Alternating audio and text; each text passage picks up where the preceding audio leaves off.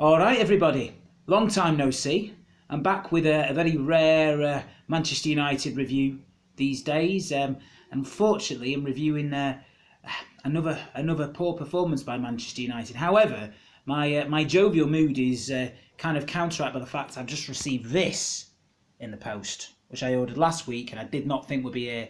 It's Monday today, so which I did not think would be here.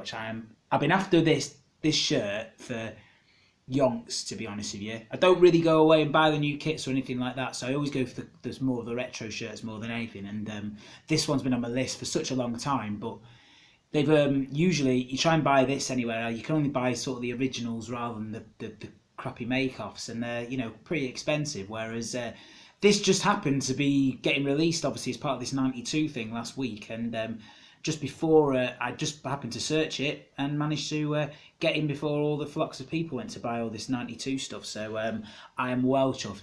This for me, I'm sure it was a bit garish back in the day, but for me this is like one of the, if not the best United top that we've come out with. I don't know why, we didn't. I think we won the Rumbelows Cup in it, which I was at, back against Forest, I think in '92, and but for some reason I just love it, absolutely love it. So I'm well chuffed about that. But that's probably indicative of the state of Man United at the moment. I'm far more excited about one of our football jerseys than I am about the football at present, which is disappointing. I've not done a review now for a good sort of 3 weeks or so. I've been on the road, and it's just a nightmare getting Wi-Fi anywhere, especially enough to load up to Google or YouTube. So I've not really managed or found the time to do it, which hopefully will change, even though I'm on tour now to December. But in that time, we've gone through so many changes, particularly with since that international break where that Liverpool game happened. We just seem to have completely changed. I mean, maybe it is, I saw an interview with someone who's saying that, we're starting to play the bigger teams now. Maybe that's what it is. Maybe we're just coming up a little bit short. But I don't know. It looks flat. It looks flat, and it looks more of a stylistic thing, doesn't it? The approach is changed. That has definitely changed, and we thought it would do after. At Liverpool, we thought Jose would go for a more defensive outlook, which he does in the big games. But even in the games we've won, after the dire performance against Huddersfield, even the games we've won, it's just looked flat. I've not seen a United team like this, which has looked so poor in possession for a long time. And Jose, doesn't, he's not too bothered about possession, which is fine. We've gone from just come from a possession obsessed manager, and we don't want to go back to that. But I've just never seen a team in recent times at United that have found it so difficult to keep the ball, and so lacking in ideas as well about what to do with the ball going forward. People talk about Lukaku and Mkhitaryan being out of form, and Mkhitaryan, you could definitely say he's performing badly, and he probably does deserve to be dropped. But those guys are getting nothing. They're getting absolutely nothing, and it's probably indicative of the fact we're missing Pogba.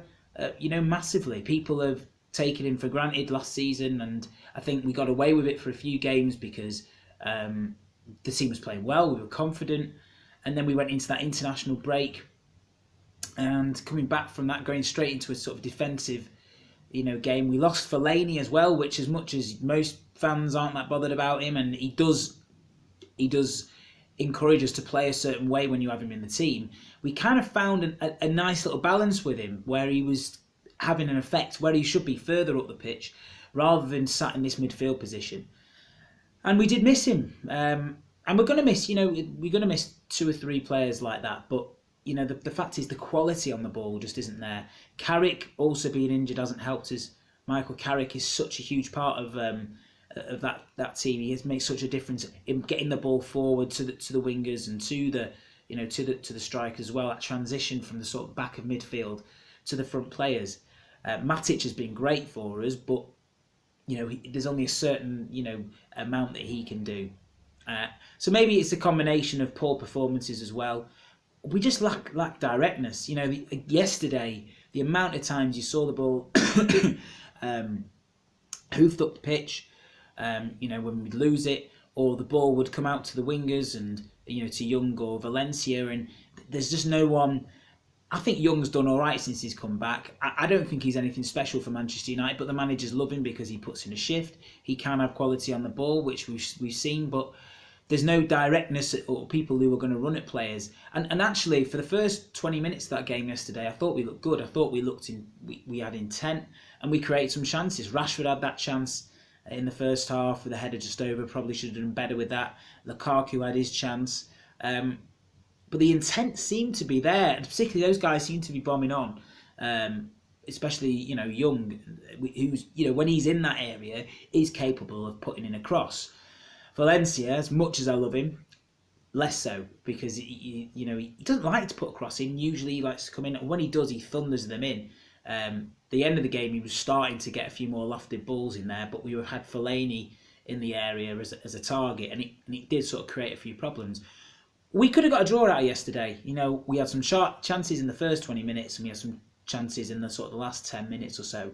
But quite honestly, we didn't deserve to win that game, barely draw it. So, we can't really have too many complaints. Chelsea probably could and should have scored more than one goal. I mean, even their goal was... You can talk about the defence has probably been, the most stable thing for United. And, okay, we've got a great record at the back, but up against the bigger teams or up against, certain challenges, I think we're going to struggle. I don't think they had particularly awful games, but again, just having Jones and Smalling there, it's just, it encourages panic. It encourages panic and mistakes. Look at his, actually, he should have, wasn't really a push for that first goal from Morata that got disallowed, was it? And that was indicative of Phil Jones. As much as he's come on leaps and bounds this year, still, he's got that in him, in his locker all day long. And to be fair, watching the replays, I couldn't really see who was at fault for the goal, because Morata was completely unmarked. I don't know where anyone was, but it all looked like, each defender had a player as such, but it looks like they'd been pulled out of position, had the wrong man. You just decided to leave the most lethal striker on the pitch, 70 odd million's worth of player, completely unmarked in the box. But again, we weren't good for the win yesterday, and it's alarming because now we've probably gone 5 or 6 games. We've managed to win 3 of those, which is great. We've gone 5 or 6 games where we've been way off the pace, and the intent has gone. One thing you can look at, people moan about last season, we had the ball draws, absolutely, but there always was an intent about Manchester United. There was 3 or 4 of those where you were like, how the hell have we not scored? 20, 30 plus shots on goal. Doesn't look anything like that at the moment, and it looked a little bit toothless. It looked a little bit more like under Louis van Gaal, where you didn't think that United were going to get a result. You didn't think United were going to get back in the game, and it's alarming, particularly alarming because we've done so well in the last sort of 10 minutes of games and managed to score goals at the latter stages of the game. The good things are we now have another international break, which hopefully will have the opposite effect for us and push us on to a better run. And we've also got people returning. Obviously, Fellaini was on the bench and came off yesterday. Pogba is back. It should be back now for the game against Newcastle. Rojo is back. We've got to get bolstered again in that midfield area. Hopefully Carrick will be back as well, because he's had very little chance before he got injured to have an effect on the squad. Pogba's break key, really, the key to all of it. I think Zlatan coming back, we probably will see. I don't know now. I think he might be back for the December period, which would be great. I think Lukaku could really do with a bit of a rest. He's played a lot of football. I don't think he's necessarily been bad for United. I just don't think he hasn't had the service. So hopefully, let's end it on a positive, that United, with this break now, are going to get a few players back in a much better situation to find ourselves in. And obviously, I'm much more positive because I have this beauty to darn for the rest of the week, which I shall be doing.